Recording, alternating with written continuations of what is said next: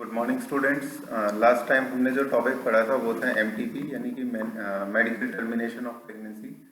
इसमें एक बात ध्यान रखनी है कि ये मेडिकल टर्मिनेशन ऑफ प्रेगनेंसी है, ना कि मैनुअल टर्मिनेशन ऑफ प्रेगनेंसी। इसके बाद जो नेक्स्ट टॉपिक है वो है हमारा sexually transmitted disease, open page 63। Sexually transmitted disease जिसको शॉर्ट में एसटीडी कहते हैं, इसके नाम से क्लियर है कि इसका मतलब क्या है कि वो डिजीज जो कि सेक्सुअल इंटरकोर्स यानी कि क्वार्टस के दौरान एक सेक्सुअल पार्टनर से दूसरे सेक्सुअल पार्टनर में ट्रांसफर होते हैं। और उनके ट्रांसफर होने का तरीका क्या होता है, वो है बॉडी फ्लूइड्स। कौन से बॉडी फ्लूइड्स? जैसे अगर मेल पार्टनर है तो उसके अंदर जो सेमिनल फ्लूइड है यानी कि सीमेन, उसके थ्रू फीमेल जेनिटल ट्रैक्ट में ट्रांसफर होने वाले डिजीज को भी हम एसटीडी कहेंगे। और फीमेल और वाइस वर्सा भी सही, क्योंकि फीमेल में भी वजाइनल फ्लूइड रिलीज होता है और उसमें भी वो पॉजिटिव ऑर्गेनिज्म प्रेजेंट हो सकते हैं जो कि इन डिजीज को कॉज करते हैं। अब सेक्सुअली ट्रांसमिटेड डिजीज जाहिर सी बात है कि उन्हीं ऑर्गन्स में होंगे जिनको हम क्या जेनिटल ऑर्गन्स कहते हैं। मेल जेनिटल ऑर्गन्स यानी male genitalia, female genital organs यानी फीमेल जेनिटलिया। इन डिजीज को एक नाम और दिया है और वो है reproductive tract infection. Reproductive tract infection short में कहते हैं आरटीआई। आरटीआई का एक मीनिंग और है, वो है रेस्पिरेटरी ट्रैक्ट इन्फेक्शन। ठीक है, तो दोनों ट्रैक्ट के इन्फेक्शंस अलग अलग होते हैं क्योंकि दोनों ही सरफेस की नेचर अलग अलग होती है। रिप्रोडक्टिव ट्रैक्ट के इन्फेक्शन एसटीडी यानी सेक्सुअली ट्रांसमिट हो भी सकते हैं, नहीं भी हो सकते हैं। तो ये दोनों अलग अलग चीजें हैं। एक टर्म तुम्हारी बुक में और दी है, वो है वेनेरल डिजीज। वेनेरल डिजीज, इन डिजीज को वेनेरल डिजीज कहने का कारण ये है क्योंकि वेनेरल जो एडजेक्टिव है ये आया है वीनस से, और वीनस एंशिएंट माइथोलॉजी में प्यार की देवी थी यानी goddess of love. So during love making ये डिजीज ट्रांसफर होते हैं, इसलिए इनको वेनेरल डिजीज कहते हैं। Let's move forward. देखो पहले पैराग्राफ में इन्होंने कुछ एग्जांपल्स दिए हैं, थर्ड लाइन में gonorrhoea, syphilis, genital herpes, chlamydiasis, genital warts, trichomoniasis, hepatitis B. इनके एग्जांपल्स याद रखें। जैसे गोनोरिया, GONORRHOEA, ये जो स्पेलिंग्स की गलती होती है छोटी क्लासेस में अलाउड होती है, सीनियर क्लासेस में हर चीज एकदम एक्यूरेट होनी चाहिए, एक लेटर भी इधर उधर नहीं। तो गोनोरिया की स्पेलिंग देखो क्या है। गोनोरिया एक बैक्टीरियल डिजीज है, इसका पॉजिटिव ऑर्गेनिज्म का नाम क्या है? Neisseria gonorrhoeae.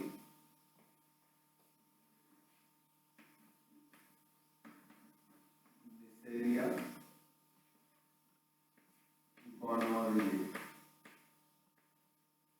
ये इसकी स्पेलिंग है, ये इसका साइंटिफिक नेम है पॉजिटिव ऑर्गेनिज्म जो कि एक बैक्टीरिया है।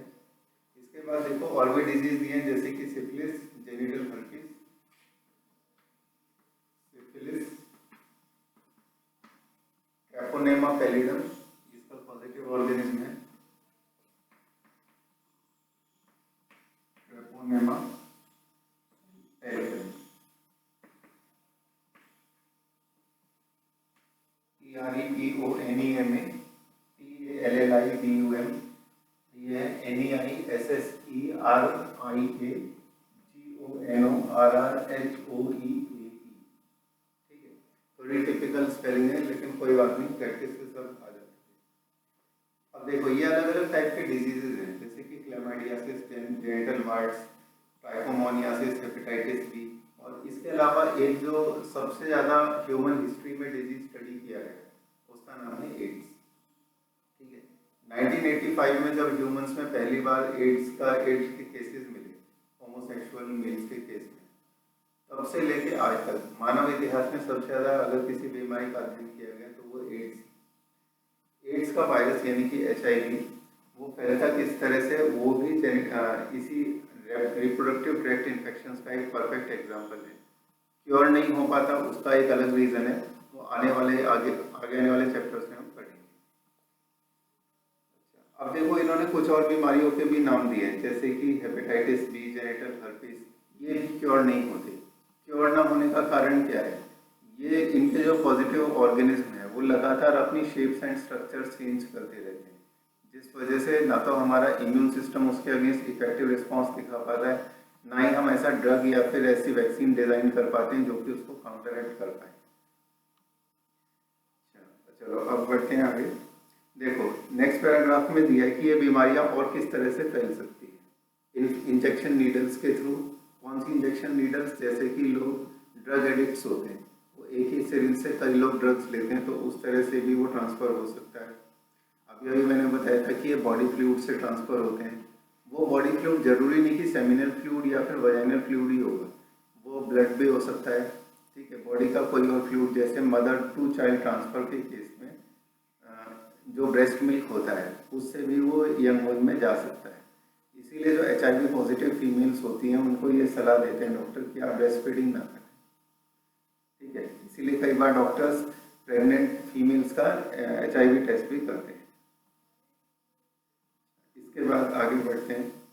Surgical instruments etcetera with infected persons, transfusion of blood. जैसे सपोज करो कि किसी सर्जन ने किसी की सर्जरी की और वो जो इंस्ट्रूमेंट्स यानी जिससे उसने इंसिजन या कट लगाया वो प्रॉपरली स्टेरिलाइज नहीं किए थे, तो उस केस में क्या होगा कि अगर उनके ऊपर कोई पॉजिटिव ऑर्गेनिज्म था तो वो उस पेशेंट के अंदर ट्रांसफर हो जाएगा। इसके अलावा इन्होंने क्या बोला? ट्रांसफ्यूजन ऑफ ब्लड, यानी कि ब्लड ट्रांसफर। अगर ट्रांसफर जिस ब्लड का किया जा रहा है वो एक इन्फेक्टेड ब्लड है, यानी कि वो HIV पॉजिटिव या किसी सेक्सुअली ट्रांसमिटेड डिजीज के पेशेंट का ब्लड है, तो वो जाकर उस पर्सन को भी इन्फेक्ट कर सकता है। तो ये अलग अलग मैकेनिज्म्स हैं। ठीक है, अब ये जो डिजीज हैं ये इस समय तो कम्प्लीटली क्योरेबल है, लेकिन लगभग 40-50 साल पहले या 60-70 साल पहले तक ये इतने क्योरेबल नहीं होते थे। इनकी वजह से बड़े बड़े सेलिब्रिटीज, किंग्स, है ना, इन सब की भी डेथ होती है।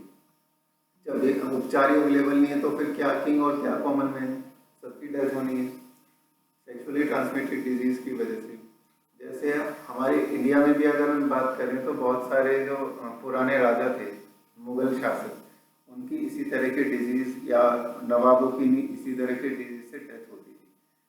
1945 के आसपास जब सेकेंड वर्ल्ड वॉर फिनिश होने वाली थी तब डिस्कवर हुआ था पहला एंटीबायोटिक, और एंटीबायोटिक के आते ही पूरी दुनिया में खासतौर से बैक्टीरियल डिजीज के अगेंस्ट एक क्रांति आ गई कि अब इनके खिलाफ हमारे पास एक मेडिसिन है। ठीक है, अब देखो नेक्स्ट लाइन में इन्होंने इनके सिम्टम्स दिए। Early symptoms of most of these are minor and include itching, fluid discharge, slight pain, swellings etcetera. Itching का मतलब होता है खुजली, तो सबसे पहला सिम्टम है खुजली।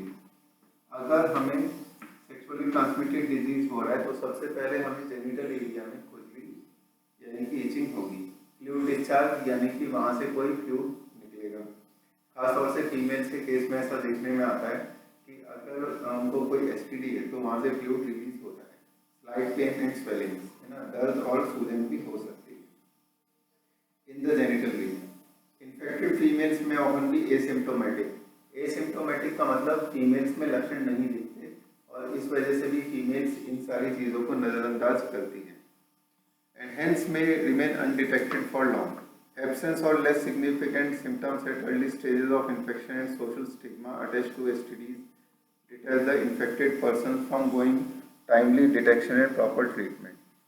अब देखो ये वाली बात भारत के केस में बहुत इंपॉर्टेंट इसीलिए है क्योंकि भारत में एक समाज में इन चीज़ों के बारे में खुल के बात नहीं की जाती, जैसे सेक्स के बारे में या फिर सेक्सुअली ट्रांसमिटेड डिजीज के बारे में खुल के बात नहीं होती। इस कारण से अगर किसी को इन्फेक्शन हो भी जाता है तो वो इस बात को जाहिर नहीं होने देता या डॉक्टर के पास जाने में शर्माता है या शर्माती हो, व्हाटएवर द केस में।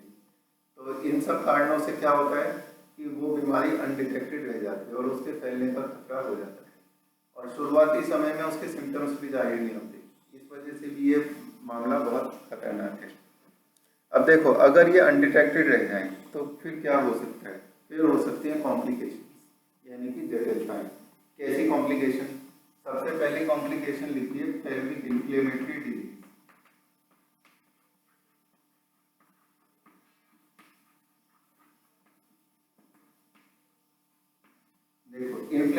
का मतलब तो होता है सूजन, और पेल्विक का मतलब क्या होता है कि ये जो हमारी पेल्विक रीजन होती है, ये पेल्विक गर्डर वाली है ना, यहाँ पर हमारे जेनिटल्स प्रेजेंट होते हैं। तो सबसे पहला अटैक इसी एरिया पर होता है और यहाँ पर स्वेलिंग हो जाती है, पीआईडी यानी कि पेल्विक इंफ्लेमेटरी डिजीज। इसके बाद अगला लिखा है एबॉर्शन।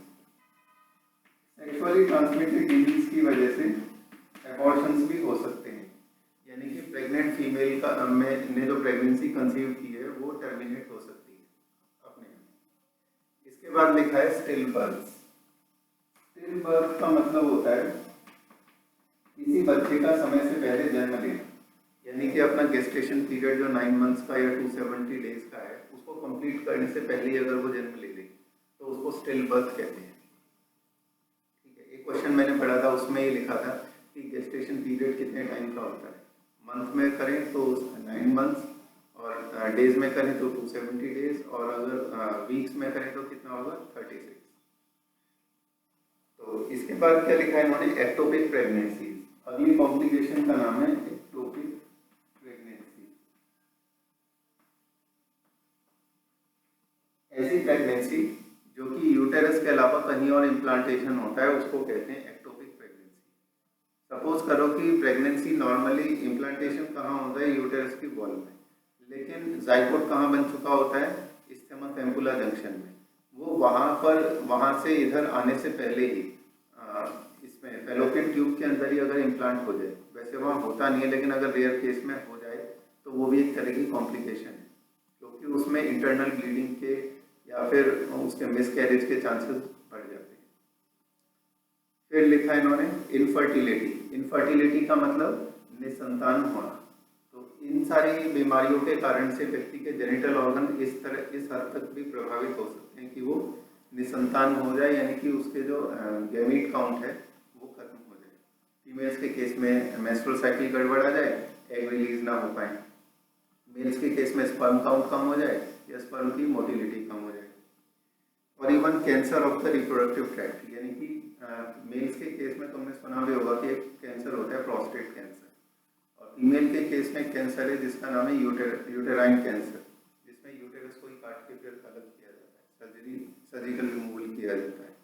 तो ये अलग अलग तरह के कॉम्प्लिकेशंस हैं, इसीलिए एसटीडीज का जो प्रॉपर टाइमली उसको मॉनिटर करना और उस पर ट्रीटमेंट इसीलिए जरूरी है, तभी एक हेल्दी सोसाइटी का फॉर्मेशन हो सकता है।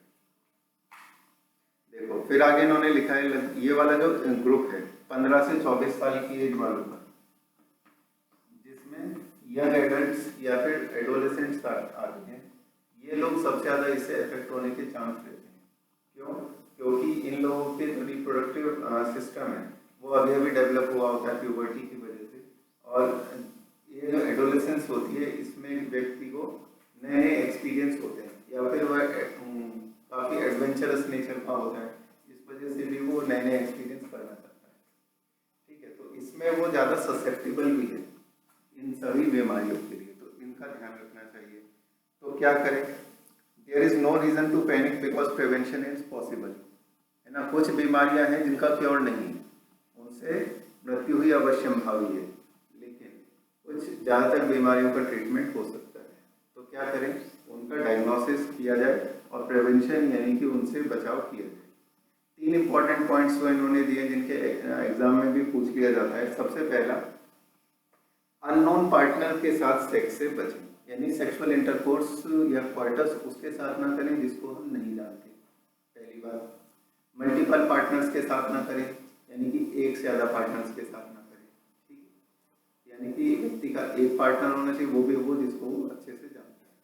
दूसरा point, always use condoms during quarters, यानी कि बैरियर मेथड यूज किया जाए, क्योंकि बैरियर मेथड से एक पर्सन का जो बॉडी फ्लूइड है वो दूसरे के जेनिटल्स में इंसर्ट यानी कि अंदर नहीं जाए। इसके बाद है, in case of doubt one should go to a qualified doctor for early detection. इसका मतलब क्या है कि डॉक्टर के पास जाएं जैसे ही आपको पता लगे कि कोई प्रॉब्लम है। चलो इसके बाद हम बढ़ते हैं नेक्स्ट टॉपिक की तरफ, जिसका नाम है इनफर्टिलिटी।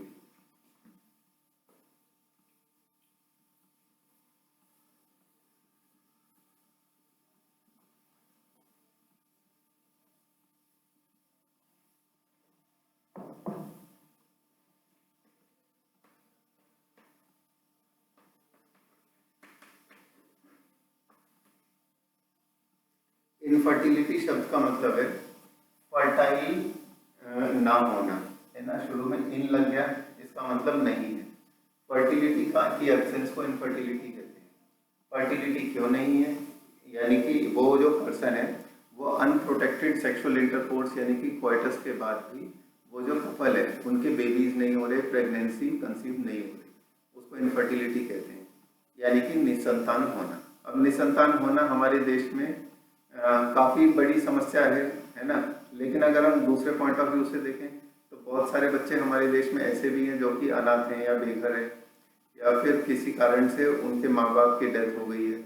तो फिर सबसे अच्छा उपाय क्या है कि जो टेक्निक्स है मैं बताऊंगा, इनकी बजाय कानूनी तरीके से उन बच्चों को गोद लेने के बारे में सोचा जाए ताकि उन्हें भी माँ बाप मिले। ठीक है, तो ये तो हुआ सामाजिक पक्ष।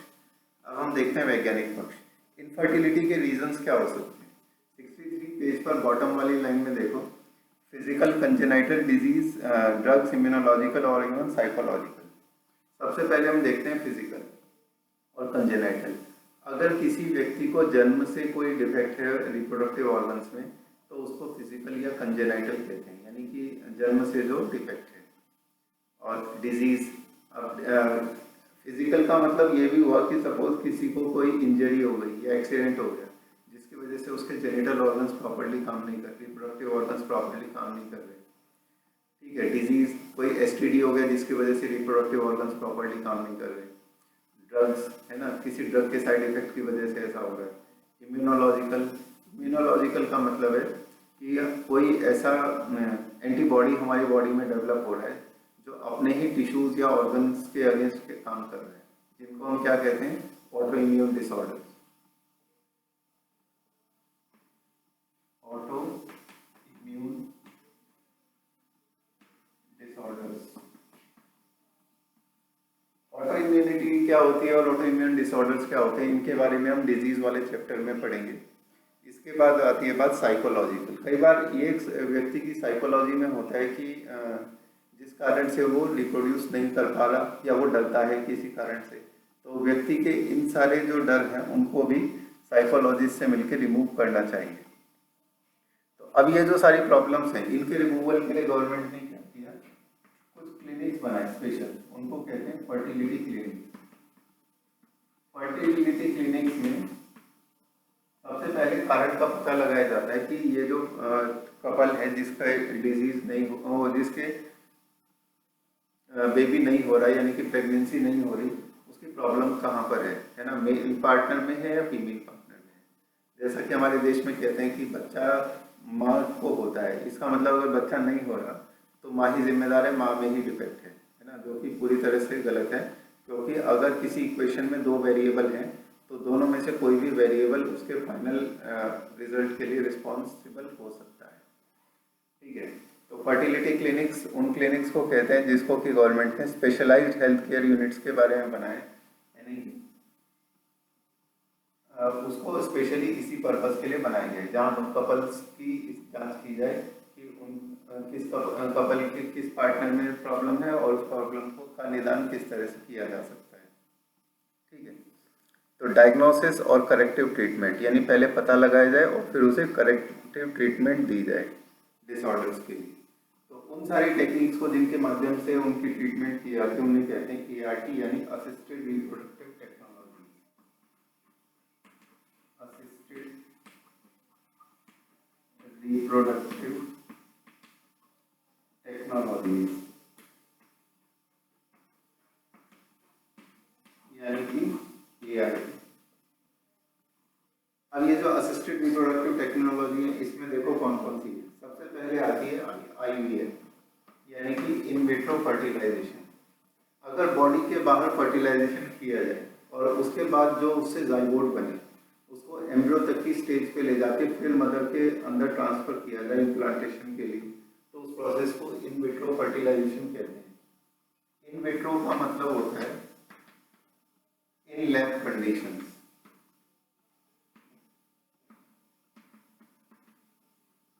या फिर इन टेस्ट ट्यूब।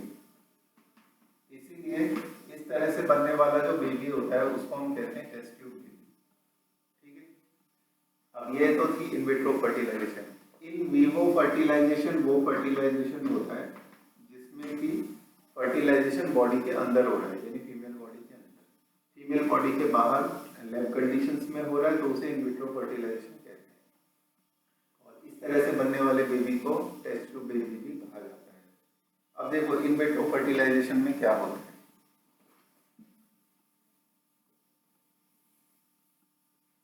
सबसे पहले क्या करते हैं, फीमेल पार्टनर का एग लेते हैं और मेल पार्टनर का स्पर्म लेते हैं। लैब कंडीशंस में इनको फ्यूज कराया जाता है। फ्यूज करने के बाद बनता है जाइगोट। अब ये जाइगोट डिवाइड होने के बाद बनेगा एम्ब्रियो, है ना। अब ये एम्ब्रियो डिवाइड होते होते एक स्टेज आती है जिसको कहते हैं 8 ब्लास्टोमियर स्टेज। अगर इसको इसी स्टेज पर ट्रांसफर कर दिया जाए फीमेल के यूटेरस में तो इसको कहते हैं जेट, जाइगोट इंट्राफैलोपियन ट्रांसफर। ठीक है, तो अब देखो जाइगोट जो है वो 8 ब्लास्टोमियर स्टेज तक पहुंच चुका है। उसके बाद उसको ट्रांसफर करेंगे फैलोपियन ट्यूब में, क्योंकि अगर वो इससे ज्यादा की स्टेज पर होता तो उसे ट्रांसफर करते किसमें, यूटेरस में। अगर तुम्हें डायग्राम याद हो तो डायग्राम कुछ इस तरह का था, कुछ इस तरह का डायग्राम था। फैलोपियन ट्यूब में यहाँ पर फर्टिलाइजेशन हो जाता है। अब फर्टिलाइजेशन होने के बाद ये जो जाइगोट है इसके अंदर डिवीजन भी शुरू हो जाता है और ये इधर पे मूव करना शुरू कर देता है, यानी डिवाइड भी कर रहा है मूव भी कर रहा है ना। तो यहाँ तक की जो स्टेज है मतलब वो यहाँ तक आते आते लगभग 8 सेल में डिवाइड हो जाता है। इसीलिए नेचुरल सिस्टम की कॉपी करते हुए जब वो 8 सेल की स्टेज तक पहुँचता है तो हम उसे फैलोपियन ट्यूब में ट्रांसफर करते हैं। इसको जाइगोट इंट्राफैलोपियन ट्रांसफर कहते हैं। ठीक है, अगर उससे ज्यादा की स्टेज है यानी कि 8 सेल से ज्यादा हो चुके हैं तो उसके बाद उसे ट्रांसफर करते हैं इस स्ट्रक्चर में जिसको कहते हैं यूटेरस, और उस ट्रांसफर को फिर नाम देते हैं intra uterine transfer. More than 8 blastomere, तब उसे ट्रांसफर करेंगे intra uterine transfer. Intra uterine transfer, uterus के अंदर ट्रांसफर हो रहा है इसलिए इंट्रा यूटेराइन ट्रांसफर। और ये क्या है, zygote intra fallopian tube transfer. यहाँ पर जाइगोट फैलोपियन ट्यूब में ट्रांसफर हो रहा है, यहाँ पर जाइगोट यूटेरस के अंदर ट्रांसफर हो रहा है। अब ये जो इस तरह के एम्ब्रियोज हैं इनके बारे में देखो बुक में क्या लिखा है। Embryos formed by in vivo fertilization of gametes could also be used for such transfer to assist those females who cannot conceive। तो ये जो मैंने टेक्निक्स बताई, इन टेक्निक्स के माध्यम से इन टेक्निक्स के माध्यम से किनका इलाज किया जा सकता है, जो कि किसी कारण से फर्टिलाइज नहीं कर पा रहे। फर्टिलाइजेशन में हमने असिस्ट कर दिया, तुम्हारे मेल पार्टनर और फीमेल पार्टनर के ही गेमिट्स लेकर उनको लैब कंडीशन में फ्यूज करा दिया क्योंकि नेचुरली वो फ्यूज नहीं कर पा रहे थे, और उसके बाद इम्प्लांट करा दिया। अगर 8 सेल तक की स्टेज थी तो फैलोपियन ट्यूब में, 8 से ज़्यादा थी तो यूटेरस में। ठीक है, और इन वीवो फर्टिलाइजेशन का मतलब क्या है कि फ्यूजन बाहर नहीं हो रहा, फ्यूजन अंदर हो रहा है। ये इन विट्रो और इन वीवो में फर्क है। अब आती है अगली टेक्निक का नाम, जिसका नाम है गिफ्ट।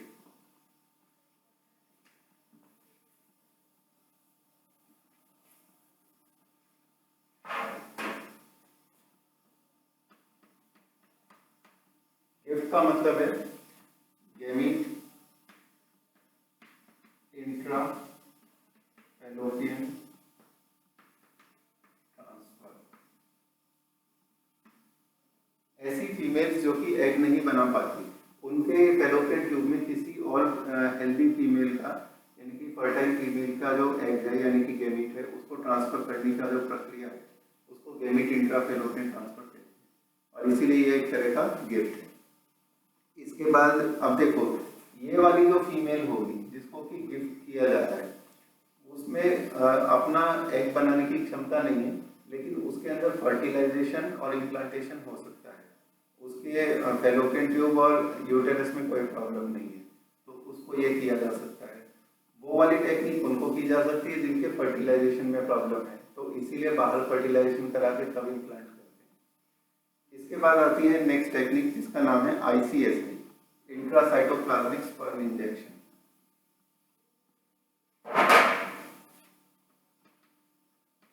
Intracytoplasmic sperm injection.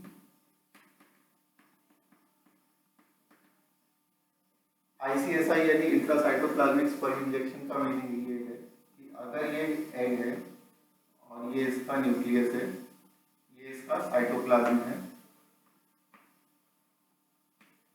इस साइटोप्लाज्म के अंदर एक नीडल या माइक्रोसिरिंज के माध्यम से डायरेक्ट स्पर्म को इंट्रोड्यूस किया जाता है।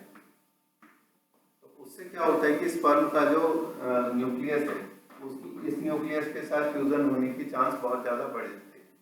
ऐसा उन मेल्स के केस में किया जाता है जिनके स्पर्म की मोटिलिटी यानी मूव करने की एबिलिटी कम है। तो इसीलिए उनको क्या किया, डायरेक्ट यहाँ साइटोप्लाज्म के अंदर इंजेक्ट किया, ताकि अगर उनकी मूवमेंट जीरो भी है तो वो यहाँ पर आराम से फ्यूज कर पाए। तो अब जो मैं तुम्हें अलग अलग ये टेक्निक्स बता रहा हूँ उसमें साथ साथ ये भी बताते जा रहा हूँ कौन सी टेक्निक्स किस व्यक्ति में होती है। ठीक है, जैसे ज़िफ्ट और IUD किस में थी, तो फर्टिलाइजेशन नहीं कर पा रहे थे। गिफ्ट किस में थी, जो कि जिसकी गैमेट फॉर्म नहीं कर पा रहे थे। और ICSI किस में होगी, जिनके अंदर स्पर्म की मोटिलिटी मेल्स के अंदर कम है। इसके बाद बात आती है नेक्स्ट AI यानी कि आर्टिफिशियल इंसेमिनेशन।